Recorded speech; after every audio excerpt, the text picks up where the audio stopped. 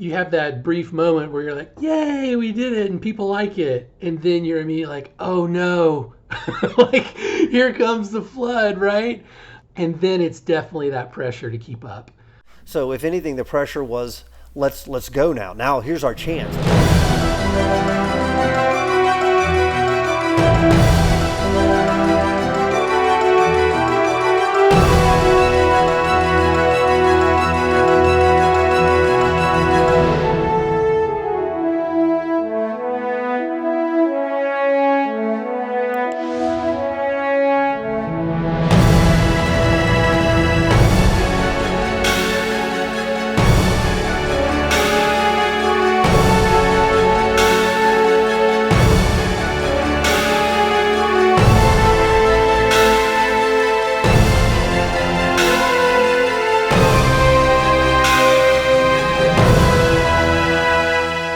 Long live the spiral. I remember we started planning our schedule. Like, okay, come up with the schedule of what you want to get done for the year. I'm like, okay, so we planned it all out, and here's what we're going to get done this next year. And they went, okay, I want you to get all that done in 3 months. And sort of your brain stops for a second there. We're like, well, this is a year's worth of work, right?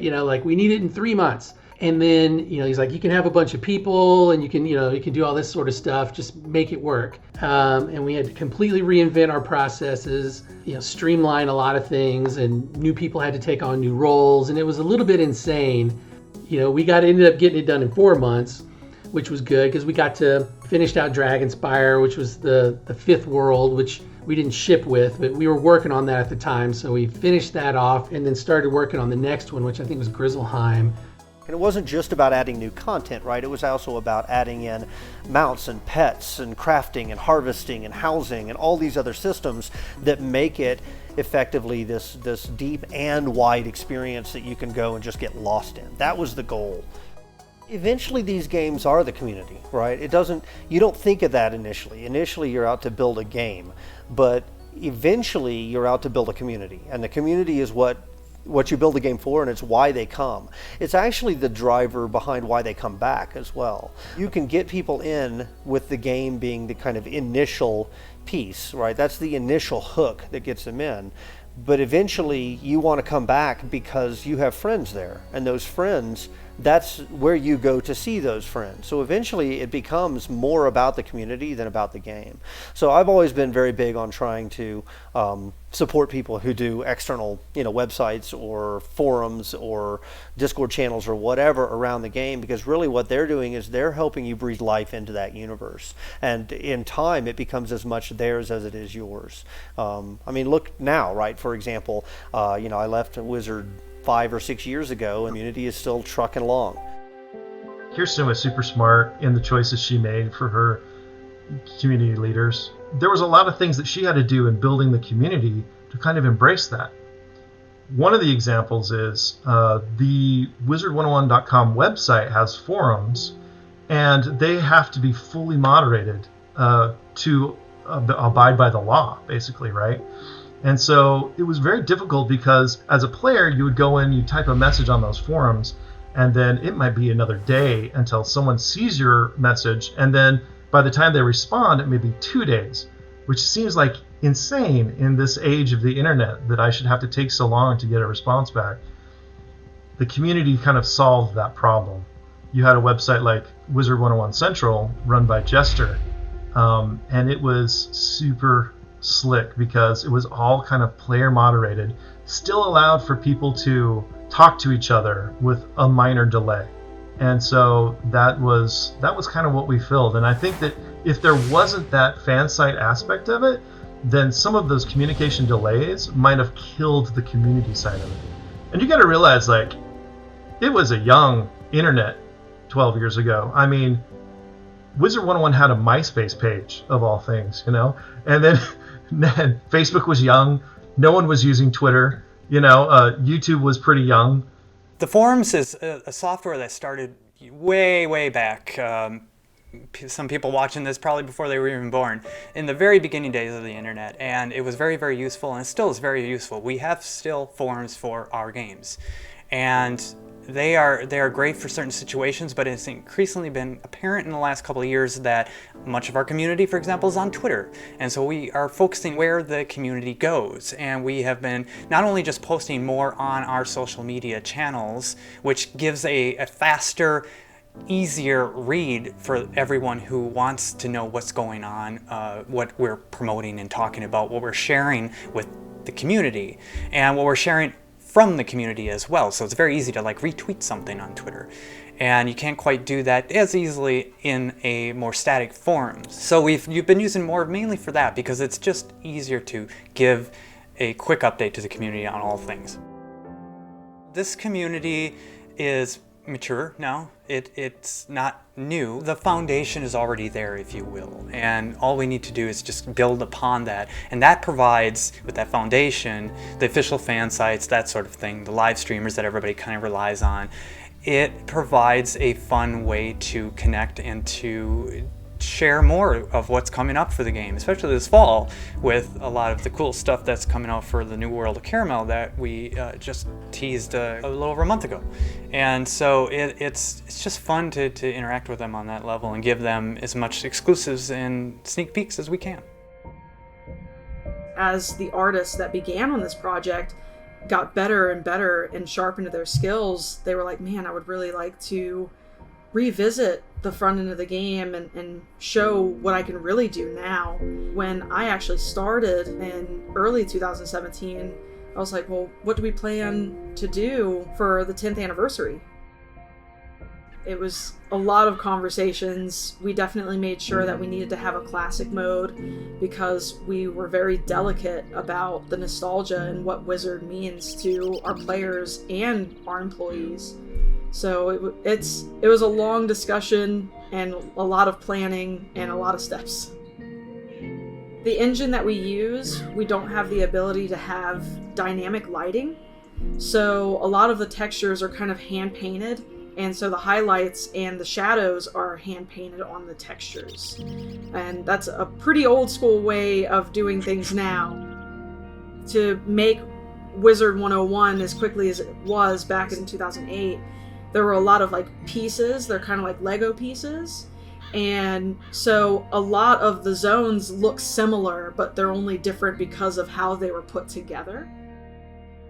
With the Wizard City revamp, we were able to kind of individualize these areas. Of course, we wanted to keep the structure the same, but there were some buildings that were crammed together that we were able to open up some space. There's some new nooks and crannies that players can explore and hang out in, because we've noticed too that players really like finding their own space that they can be in. So it was really nice. But yes, the original, it was very difficult because the lighting is, I mean, there's obviously light sources in the zones, but as far as like bouncing off surfaces, that's something that cannot be projected in the engine.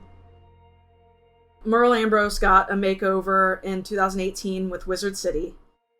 We actually had the original character artist that made him work on that, and that was excellent, and same with Gamma the Owl.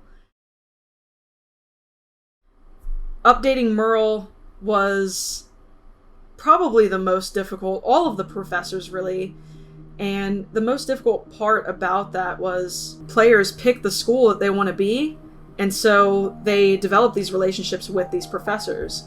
And of course, Merle Ambrose being kind of the first person you're introduced to when you enter the game, we wanted to make sure that he maintained the friendliness and kind of approachability that he could have. And I think that was probably one of the major improvements that we had.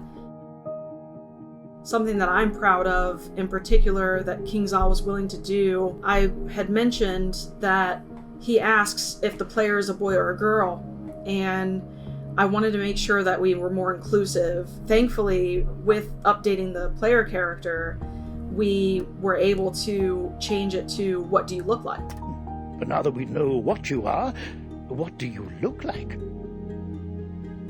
And that way we kind of open that up and be more inclusive instead of just offering binary options. That's probably the biggest improvement of Merle that I'm proud of, but also he definitely seems more bright and friendly in this update as well.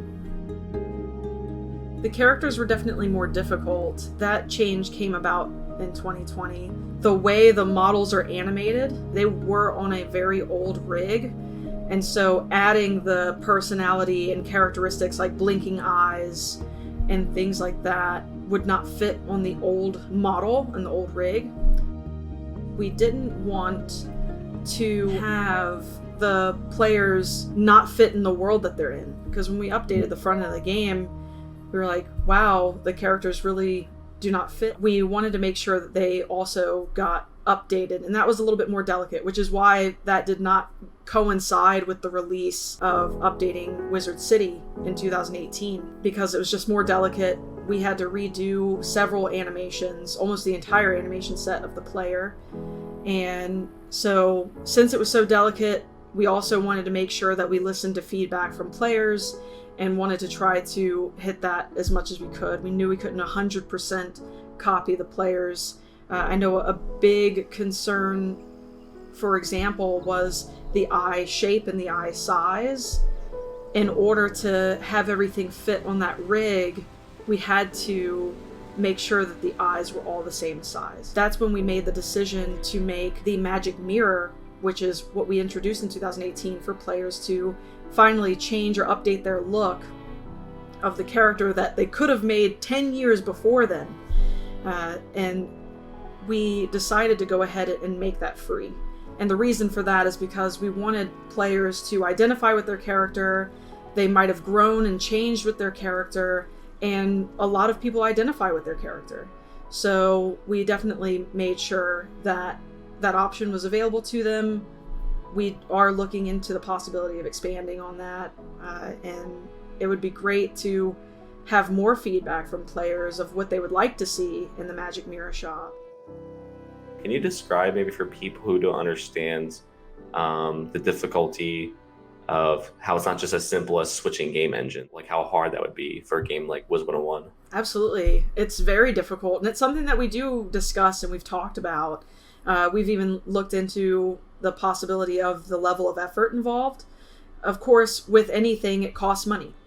And so time is money. And since it would be such a monumental effort, it's essentially rebuilding the game. There's no way that we could take what we have and just simply merge it to a new engine. We would have to rebuild from the ground up. Of course, there might be some art assets that we could import and kind of construct it from there, but there's still going to be a lot of different nuances that are going to have to fall into place, because the biggest obstacle is the current engine only supports 32-bit. It doesn't go up to 64-bit, which also means that any of the art assets cannot be exported from a 64-bit 3DS Max, which we use. So there's a lot of obstacles when it comes to that. But another thing is there's over 1 million lines of code, and it's been touched by numerous people over the years that have come and gone. And the large obstacle there too is it would have to be reprogrammed, which is the most finite and expensive resource, to be honest. And so it's a monumental task, and it would take a very long time, and there would be also a lot of risk involved with that. I'm sure we could probably one for one, but even when we updated Wizard City, we needed to make sure that the artists didn't want to change something in a way like, oh, I wish I would have made this better decision when I originally built this. And it was like, we have to be very careful about what we change if we change anything. Our idea was always just a fresh coat of paint. Of course, there are changes to the first-time user experience that we've added fog and Unicorn Way and different cinematic elements that we just didn't have access to in the beginning. By Jove, I have an order for a magical pocket harpsichord I need to fill. They are a challenge to make, but if you help me, I'll make... This game just turned 12 this month. And that's a huge milestone, but it shows just how long this game has been around. So I don't think people fully understand the challenges of working on a game that's that old. I mean, we don't have dynamic lighting in Wizard101, so every shadow you see in the game is hand-painted. Obvious one, that employees at KingsIsle don't listen to feedback. That's completely untrue. I know myself and a lot of other people that I talk to within the company make an effort to read forums, to read social media, to read anything anywhere to get feedback and to give an idea of what the players are saying. And we take that seriously. I think the problem is what people want doesn't always align with what needs to happen, or there are some other complications internally that would prevent what they want from happening. That translates to, oh, they're not listening to us. We just can't always act and do what it feels like the majority wants. But it's so important to factor in that not everybody who plays the game is on social media. Not everybody who plays the game is the vocal population. There are some people that play and maybe don't say anything. And it's important to remember that. But we are listening, I promise.